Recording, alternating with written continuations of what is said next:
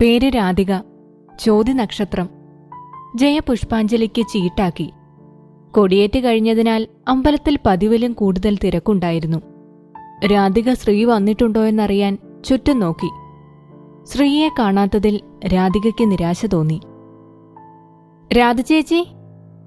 വിളി കേട്ട് രാധിക തിരിഞ്ഞു നോക്കി. അഞ്ജു! രാധു അഞ്ജുവിന്റെ അടുത്തേക്ക് പോയി. അഞ്ജുവിനെ ഇന്നലെ കണ്ടില്ലല്ലോ അമ്പലത്തിലേക്ക്. എനിക്ക് ഇന്നലെ സെമിനാർ ഉണ്ടായിരുന്നു ചേച്ചി. അമ്പലത്തിൽ വന്നാൽ വൈകും, അതാ വരാതിരുന്നേ, അഞ്ജു പറഞ്ഞു. രാധുമോളെ! ജയ വന്നു. ജയ രാധികയുടെ നെറ്റിയിൽ ചന്ദനം ഇട്ടുകൊടുത്തു. അമ്മേ, ഞാൻ അഞ്ജുവിന്റെ കൂടെ വന്നോളാം, അമ്മ പോയിക്കോ, രാധിക പറഞ്ഞു. ആ, അധികം വൈകരുത് കേട്ടോ, ജയ പറഞ്ഞു. ആ ശരി അമ്മേ. അഞ്ജുവും രാധികയും സംസാരിച്ചു വരുമ്പോഴാണ് ആൽത്തറയിലിരുന്നു കൂട്ടുകാരോട് സംസാരിക്കുന്ന ശ്രീനാഥിനെ കണ്ടത്. രാധ ചേച്ചി, ഞാൻ ഇപ്പൊ വരാവേ. കുട്ടേട്ടാ! അഞ്ജു ശ്രീനാഥിന്റെ അടുത്തേക്ക് പോയി. ഇവൾക്ക് ഇയാളെ അറിയോ? രാധിക ആലോചിച്ചു നിന്നു. ഇതാര്? അഞ്ജുവോ? കുട്ടേട്ടൻ വന്നെന്ന് അമ്മ പറഞ്ഞു. ആ, വന്നിട്ട് അങ്ങോട്ടൊന്നും ഇറങ്ങിയില്ല, വരണം ഒരു ദിവസം, ശ്രീ പറഞ്ഞു. ആ കുട്ടേട്ടാ, എന്നാ ഞാൻ പോട്ടെ? അഞ്ജു ചോദിച്ചു. ഒറ്റയ്ക്ക് അവിടെ വരെ പോകണ്ടേ? ഞാൻ കൊണ്ടുവന്ന് വിടാം അഞ്ജു, ശ്രീ പറഞ്ഞു. വേണ്ട കുട്ടേട്ടാ, രാധ ചേച്ചിയുണ്ട് കൂടെ, അഞ്ജു രാധികയെ നോക്കി പറഞ്ഞു. ശ്രീ രാധികയെ തിരിഞ്ഞു നോക്കി. എന്നാൽ ശരി, ശ്രീ പറഞ്ഞു. അഞ്ജു രാധികയുടെ അടുത്തേക്ക് ചെന്നു. നിനക്കാ ചേട്ടനെ അറിയാവോ? രാധിക ചോദിച്ചു. ആരെ? അഞ്ജു ചോദിച്ചു. ആ ആൽത്തറയിലിരുന്നിരുന്ന ചേട്ടനില്ലേ നീ സംസാരിച്ചത്? ഓ, കുട്ടേട്ടനോ? എന്റെ ഒരു റിലേറ്റീവാണ്. കാളിയാർമനയിലെ സഹദേവൻ അങ്കിളിന്റെയും ശ്രീജയ ആന്റിയുടെയും രണ്ടാമത്തെ മകനാണ് കുട്ടേട്ടൻ. ശ്രീനാഥെന്നാ പേര്. ശ്രീകുട്ടനെന്നാ വീട്ടിൽ വിളിക്കുക. ഞങ്ങള് പിള്ളേരൊക്കെ കുട്ടേട്ടനെന്നും. ഡോക്ടറാണ്. കുട്ടേട്ടന് മേലെ ഒരേട്ടനുണ്ട്, ശ്രീശാന്ത്. മോനുവേട്ടൻ എന്നാ വിളിക്കുക. ഭാര്യയുടെ പേര് ദീപ, അഞ്ജു പറഞ്ഞു. അപ്പോ ഈ ചേട്ടന്റെ വിവാഹം കഴിഞ്ഞിട്ടില്ലേ? രാധിക ചോദിച്ചു. ഇല്ല. അഞ്ജുവിന്റെ മുഖമൊന്നു വാടി. എന്തേ അഞ്ജു? രാധിക ചോദിച്ചു. ഒന്നുമില്ല ചേച്ചി, നമുക്ക് പോവാം, അഞ്ജു പറഞ്ഞു. ദിവസങ്ങൾ കടന്നുപോയി. ദിവസങ്ങൾ കടന്നു പോകുന്നതിനനുസരിച്ച് അരുൺ ലീവെടുത്ത് ശ്രീയുടെ തറവാട്ടിലെത്തി.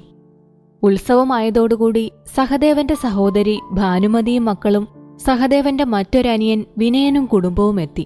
ആകെ കൂടി കാളിയാർ മനയിൽ തിരക്കായിരുന്നു. വലിയിടത്തും കുടുംബക്കാരുടെ മേളം തന്നെയായിരുന്നു. പക്ഷെ രാധിക എന്തിനോ ശ്രീ അറിയാതെ എടുത്ത ഫോട്ടോസ് നോക്കിയിരിക്കാൻ തുടങ്ങി. രാത്രി ശ്രീ മുറ്റത്തെ മുല്ലപ്പന്തലിൽ കിടക്കുകയായിരുന്നു. എവിടെ നിന്നോ ചന്ദനത്തിന്റെയും രാമച്ചത്തിന്റെയും മണം വന്നു. ശ്രീയേട്ടാ! ഗൗരി വിളിച്ചു. നീ ഉറങ്ങിയില്ലേ ഗൗരി?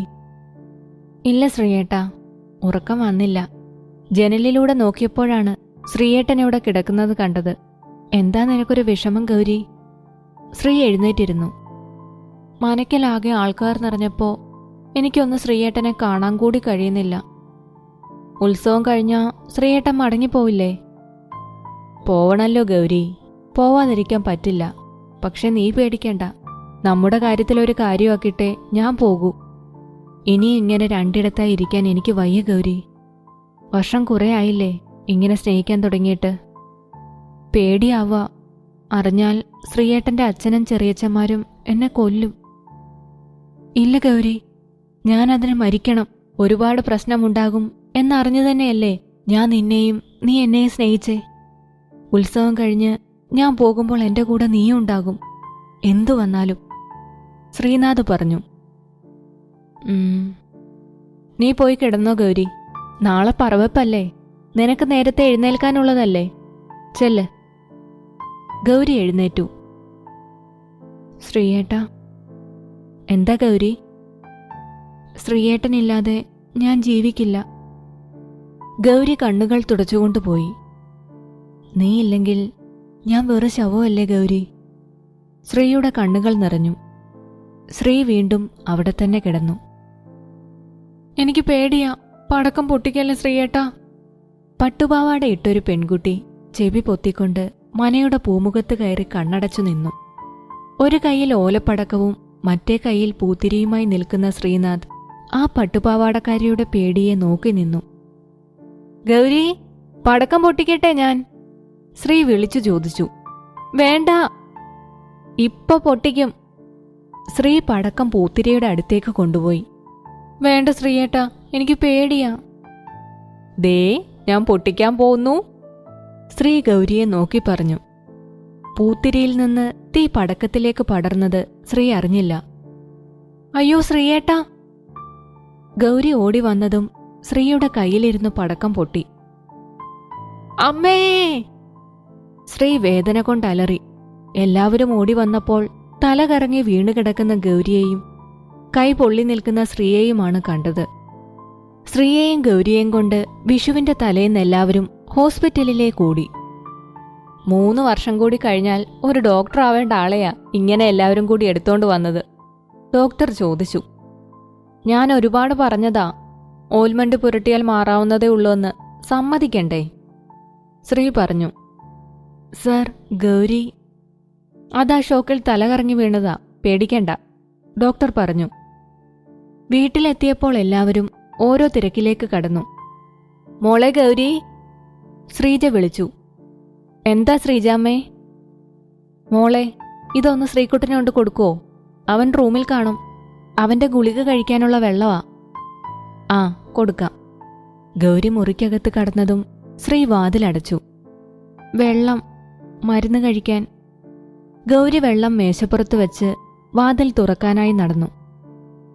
ഗൗരി, എന്താ ശ്രീയേട്ടാ? ഐ ലവ് യു, ശ്രീ പറഞ്ഞു. ഗൗരി ഒന്നും പറയാതെ വിറച്ചു നിന്നു. ശ്രീനാഥ് അടുത്തേക്ക് വന്നപ്പോഴേക്കും ഗൗരി വാതിൽ തുറന്നോടി. പിറ്റേന്ന് വിഷുവിന് ഉച്ചയ്ക്ക് സദ്യ കഴിച്ചു കഴിഞ്ഞ എല്ലാവരും വിഷു കൈനീട്ടമെല്ലാം കൊടുത്ത് ഉമ്മറത്ത് വന്നിരുന്ന് വർത്താനം പറയുമ്പോൾ കോണിപ്പടികൾ കയറി വരുന്ന ഗൗരി ചെന്നുപെട്ടത് ശ്രീക്ക് മുന്നിലായിരുന്നു. ശ്രീയേട്ടൻ എനിക്ക് വിഷു കൈനീട്ടം തന്നില്ല. ഗൗരി ശ്രീനാഥിന് നേരെ കൈനീട്ടി. ശ്രീ ചുറ്റും നോക്കി ഗൗരി നീട്ടിയ കൈ പിടിച്ചു വലിച്ച് കോണിപ്പടികൾ കയറി. ശ്രീ ഗൗരിയെ തെക്കിനിയിലേക്ക് തള്ളിയിട്ടു. ശ്രീയും അകത്ത് കയറി വാതിലടച്ചു. എനിക്ക് പോണം, ഗൗരി പറഞ്ഞു. പോയിക്കോ, കൈനീട്ടം വേണ്ടേ? ശ്രീ ദേഷ്യത്തോടെ ചോദിച്ചു. വേണ്ട, ഗൗരി ഭയത്തോടെ പറഞ്ഞു. വേണ്ടേ? ശ്രീ ഉറക്കെ ചോദിച്ചു. വേണം. ഗൗരി ഭയത്തോടെ ചുറ്റും നോക്കി. ശ്രീ ഗൗരിയെ കെട്ടിപ്പിടിച്ചു. ഗൗരി ശ്രീയുടെ കൈക്കുള്ളിൽ കിടന്നു വിറച്ചു. നിനക്കുള്ള കൈനീട്ടം. ശ്രീ ഗൗരിയുടെ നെറ്റിയിൽ ചുംബിച്ചു. ഗൗരി ശ്രീയുടേതാ, ശ്രീയുടേത് മാത്രം. ശ്രീയുടെ കണ്ണുകൾ നിറഞ്ഞു. ഇല്ല ഗൗരി, ആരെതിർത്താലും ഗൗരി ശ്രീയുടേതാ, ശ്രീയുടേത് മാത്രം. പിറ്റേന്ന് വൈകിട്ട് അമ്പലത്തിൽ വെള്ളിയടത്തുകാരുടെ പറവയ്പായിരുന്നു. രാത്രി അമ്പലം കമ്മിറ്റിയുടെ വക ചുറ്റുവിളക്കുമുണ്ടായിരുന്നു.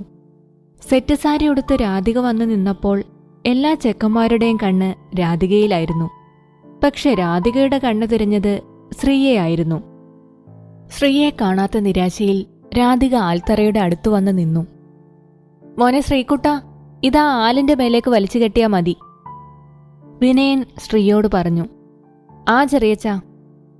ശ്രീയുടെ ശബ്ദം കേട്ടപ്പോൾ രാധിക ചുറ്റും നോക്കി.